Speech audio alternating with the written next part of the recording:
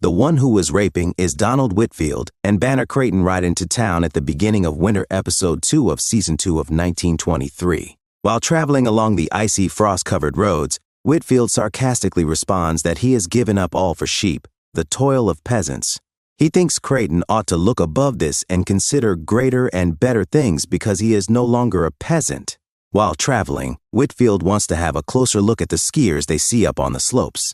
Whitfield, who recognizes the appeal of high adrenaline activities, wonders if there is a way to package and market skiing sense. As the Norwegians themselves say, anyone can learn how to do it.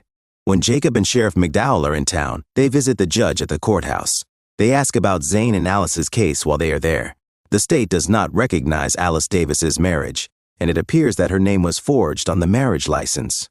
The state deems her guilty since she has been living with a Caucasian guy, even though she has 2 children, which the judge refers to as mongrels. The judge concurs, and as a result, they will be in Jacob's care on supervised probation. The only caveat is that Alice must find the priest who married them to the court in violation of the law.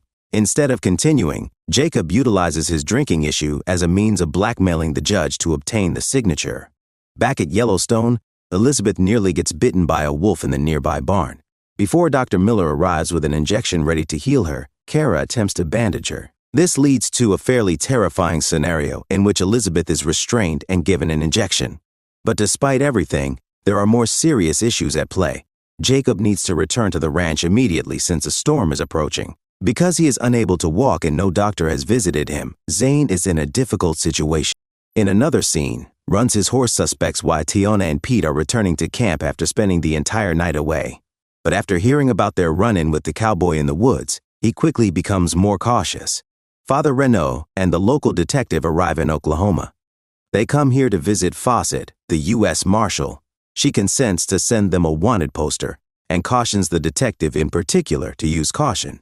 They are assaulted by Native Americans that night while camping in the woods, but Father Renaud and the investigator shoot them simultaneously. Renaud is horrified by the bloodshed, though, and ends up shooting a young boy.